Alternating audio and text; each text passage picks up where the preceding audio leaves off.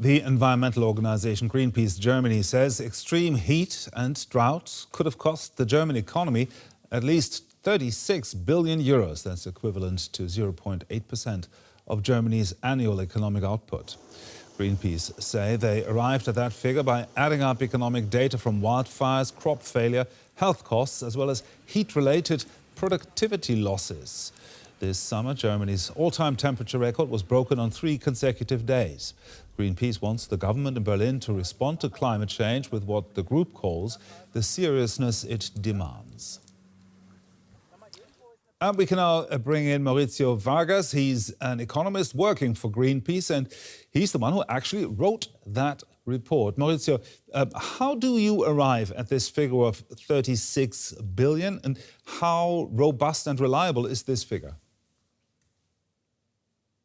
Yeah, well, thanks for having me on the show. And the 36 billion euro figure comes from a comprehensive economic analysis that basically tries to quantify the economic impact of the heat wave that we have been seeing in the last weeks.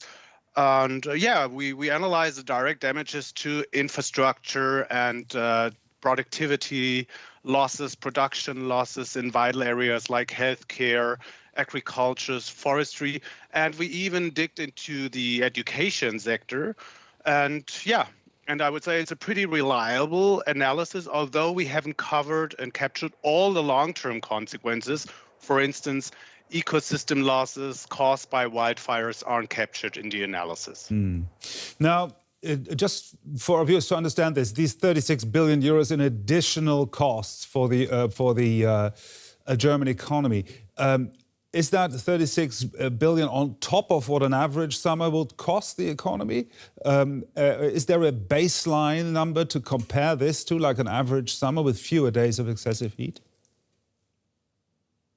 Well, there are different baselines. For instance, in agriculture sector, we compared the cost relative to the last 3 years. So partly it's an additional cost. But on the other hand, it also assumes like the 25 heat days. And before the 80s, we had just 5. So you could say it's not just additional, but it's like the huge amount is caused by the heat waves. So if we had 5 days, heat days before, now we had around 25 days. So it shows that the majority of the costs have been caused by the heat wave. So it's the overall cost. Now, how you think can Germany better heat-proof the economy and reduce, for example, the productivity losses? Well, I think to put it short, we must implement rapid adaptation strategies, such as like improving our infrastructure, increasing urban green spaces in cities, and especially providing our local governments and municipalities with the necessary funding that are needed for local cool initiatives. But nevertheless, we need to combine these adaptation measures with robust long-term climate mitigation policies to address the root causes of these heat waves. Now, when you talk about addressing infrastructure, that covers a lot. Can you give a concrete example of what can be done now or for next year to improve infrastructure? Well, on the one hand, there are things we can change right now. For instance, like the low water levels in the Rhine will happen in the future as well. And of course, you can build additional infrastructure like rail tracks to partly compensate for that. But this is something that will stay with us. But on the other hand, like if we think about schooling, the health sector, of course, we can improve the cooling systems in schools, in hospitals, etc. So there are things that can be done today and have to be done today. Now, you speak about cooling systems in hospitals, for example. Air conditioning is, for some reason, a political hot potato in Germany. Why do you think that is the case? Well, I guess it's a misunderstanding, because if we're talking about air conditioning, we're basically talking about heat pumps. And I think maybe part of the culture war, I don't know, there seems to be huge resistance when you talk about heat pumps, like in one part of the political spectrum. On the other hand, people might be afraid that if we talk about air conditioning, we might lose our concentration on the climate mitigation measures. But then at the end of the day, we need both. We need climate mitigation measures and policies, and we need cooling systems like air conditioning in combination with heat pumps that may heat our houses in winter. So I don't see a contradiction there. And yeah, I hope we overcome that cultural war, actually. Yeah. Thank you very much. Mauricio Vargas there, working for Greenpeace. Thank you, Mauricio. Thank you.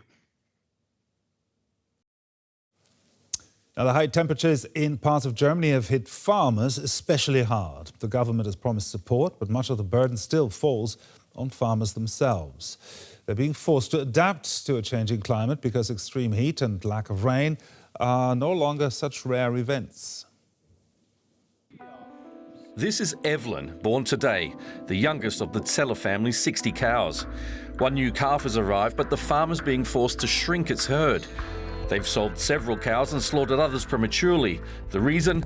There simply isn't enough feed and buying more is getting expensive. Tanja and Hermann Zeller have been farming organically for 35 years.